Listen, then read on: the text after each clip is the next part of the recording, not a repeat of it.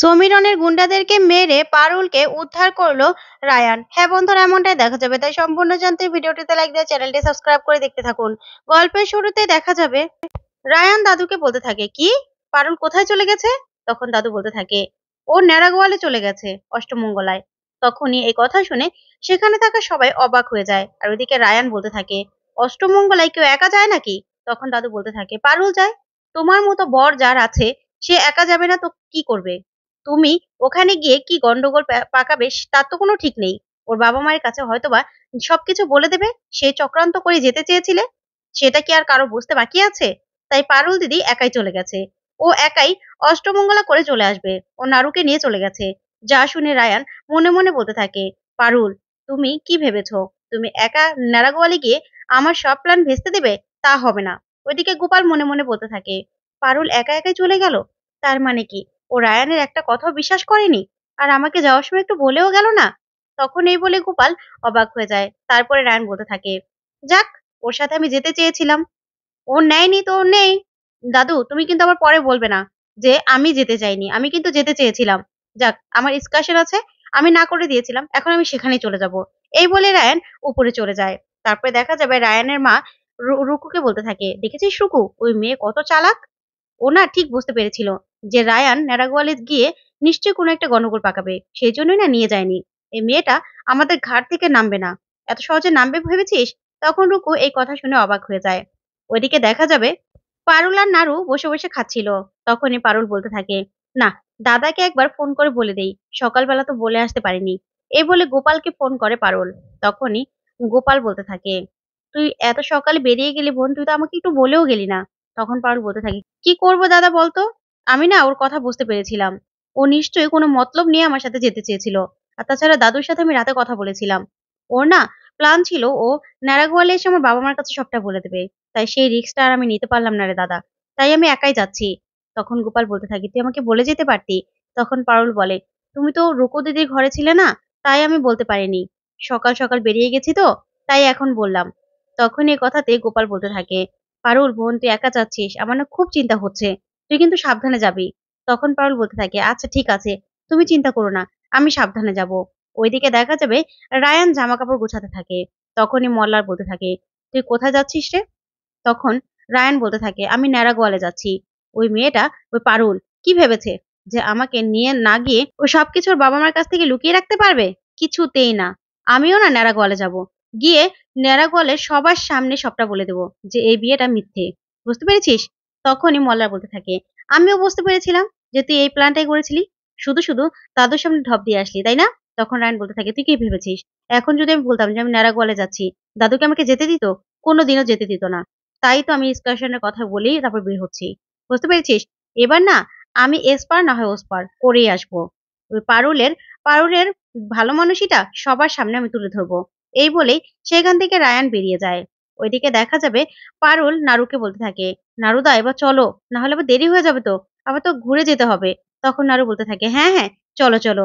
এই বলেই পারুল আর নাড়ু বেরিয়ে পড়ে। তখনই পারুলের মা ফোন করে আর বলতে থাকে, কি রে মা পারুল, তোরা আসছিস তো? তখন পারুল বলে, হ্যাঁ হ্যাঁ মা, আমরা আসছি, তুমি চিন্তা করো না। তখন পারুলের মা বলতে থাকে, তুই না জামাইকে রাস্তায় কিছু খাইয়ে দিস কিন্তু, না হলে ভোর সকালে বেরিয়েছিস, কিছু তো খাওয়া হয়নি। তখন পারুলের মনটা খারাপ হয়ে যায়। তারপর পারুল বলতে থাকে, আচ্ছা মা, আমি বরং তোমার সাথে এসে কথা বলি। এই বলেই ফোনটা রেখে দেয়। ওইদিকে দেখা যাবে ন্যাড়াগোয়ালের সবাই মিলে পারুলের বর আর পারুলকে বরণ করার জন্য সবকিছু রেডি করতে থাকে। তখনই পারুলের মা আর বাবা সবার কথা শুনে খুব খুশি হয়ে যায়। তারপরে দেখা যাবে পারুল নাড়ুকে বলতে থাকে, নাড়ুদা, আমার আর রায়ানের সম্পর্ক নিয়ে কিন্তু তুমি ওখানে গিয়ে কিচ্ছু বলো না, আসলে কেউ জানে না তো, যা বলার আমিই সামলে নেব। তখন আরো বলতে থাকে, তুমি চিন্তা করো না, দাদু এমনি এমনি আমাকে ভরসা করে না, আমি সব কিছু জানি, আমি সব কিছু বুঝি। তারপরে পারুল বলতে থাকে, আচ্ছা ঠিক আছে, এবার গাড়িটা চালাও দেখি। এই বলে ওরা গাড়ি চালাতে থাকে। ওইদিকে দেখা যাবে রায়ানও সেই একই দোকানে এসে গাড়িটা থামায়। তারপর জল কিনে খেতে থাকে আর বলতে থাকে, পারুল চক্রবর্তী, তুমি কি ভেবেছো তুমি একা একা গিয়ে আমার হাত থেকে বাঁচতে পারবে? কিছুতে বাঁচতে পারবে না। মাথা ভর্তি সিঁদুর পরে ঘোড়া তোমার বের করছি আমি। এই বলে রায়ানও যেতে থাকে।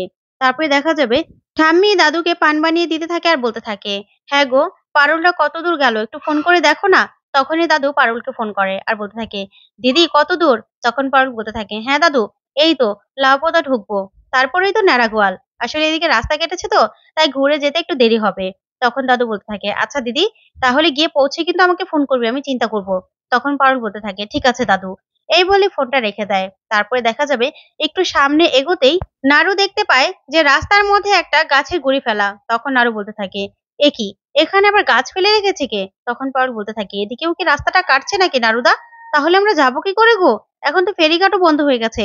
তখন নাড়ু বলতে থাকে, "দাঁড়াও, আমি দেখছি।" এই বলে গাড়ি থেকে নেমে বলতে থাকে, "নাড়ুর গাড়ির সামনে গাছের গুঁড়ি ফেলা? কে রে, কে রে?" ঠিক তখনই গুন্ডারা সবাই চলে আসে। আর এসে নাড়ুকে ইচ্ছে মতো মারতে থাকে। তখনই পারুল বেরিয়ে আসে।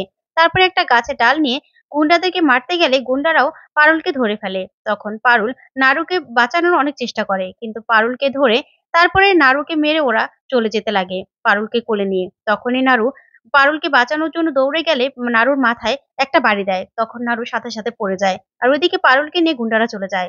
ওইদিকে দেখা যাবে ঠিক তখনই রায়ান মোটরসাইকেল নিয়ে সেখানে এসে বলতে থাকে, "এটা তো আমাদের গাড়ি।" তারপরে গাড়ি থেকে নেমে দেখতে পায় যে নাড়ু পড়ে আছে। তখনই রায়ান বলতে থাকে, "নাড়ু, নাড়ু কি হয়েছে?" তারপরে নাড়ু চোখে মুখে জল ছিটালে রায়ান বলতে থাকে, "কি হয়েছে?" তখন নাড়ু বলতে থাকে, "পারুলকে ওরা ধরে নিয়ে গেছে, গুন্ডারা ধরে নিয়ে গেছে।" তখন রায়ান বলতে থাকে, "কারা?" তখন নাড়ু বলে, "আমি জানি না।" তখনই রায়ান বলতে থাকে, "তুমি যাও, ন্যাড়াগোয়ালে যাও। গিয়ে গ্রাম শুধু সবাইকে ডেকে নিয়ে আসবে। আমি পারুলকে দেখি খুঁজে খুঁজে আনছি।" এই বলে পারুলের মোবাইলটা রেখেই রায়ান সাথে, সাথে চলে যায়। ওইদিকে নাড়ু সাথে, সাথে অজ্ঞান হয়ে যায়। তারপরে দেখা যাবে রায়ান পারুলকে অনেক খুঁজতে থাকে। কিন্তু কোত্থাও খুঁজে পায় না। ওইদিকে গুন্ডারা একটা ছোট্ট ঘরের মধ্যে পারুলকে হাত পা বেঁধে, মুখ বেঁধে ফেলে রেখেই সাথে, সাথে সমীরনের মামাকে ফোন করে। তখন বলতে থাকে, "নিয়ে এসেছি। এখন হাত পা কেটে তারপর নদী জলে ভাসিয়ে দেই?" তখন সমীরন বলতে থাকে, "না, ওই বেটিকে তপড়ায়, তপড়ায় মারতে হবে। এত সহজে কেটে ভাসায় দিলে তো সাথে, সাথে মারা যাইব। তা না। ওরে না অনেক কষ্ট দিয়ে মারতে হইব।" তখনই সমীরনের মামা বলতে থাকে, "বুঝতে পেরেছ? আমার ভাগ্নে চায় ওই বেটি অনেক কষ্ট পেয়ে মরুক। তাই সেই ব্যবস্থা করো।" তখনই গুন্ডাটা মনে, মনে বলতে থাকে, "দূর, টাকা দিবে ইনস্টলমেন্টে, আবার এখানে আবার এত ফন্দি করতে হবে, নতুন প্ল্যান করতে হবে।" তখন সমীরন বলতে থাকে, "কিভাবে মারছো ওর সব ভিডিও আমার কাছে পাঠাবে, ঠিক আছে?" তখনই গুন্ডাটা বলতে থাকে, "ঠিক আছে, ঠিক আছে।" এই বলে পারুলের কাছে গেলেই বলতে থাকে, "অন্য প্ল্যান করতে হবে। এভাবে মারা যাবে না। যাও, গিয়ে ৭ হাত গভীর একটা গর্ত করো। তারপরে সেখানেই এই বেটিকে ফেলে রেখে তারপরেই জলের কল ছেড়ে দেব। তারপরেই জল মাথার উপরে উঠলেই শেষ। মারা যাবে।" তখন এই কথা বললেই ওরা গর্ত করতে থাকে। ওইদিকে রায়ান পারুলকে খুঁজতে থাকে। অনেক চিৎকার করে ডাকতে থাকে আর বলতে থাকে, "পারুল কোথায় চলে গেল? ওই গুন্ডারা পারুলকে কোথায় নিয়ে গেল?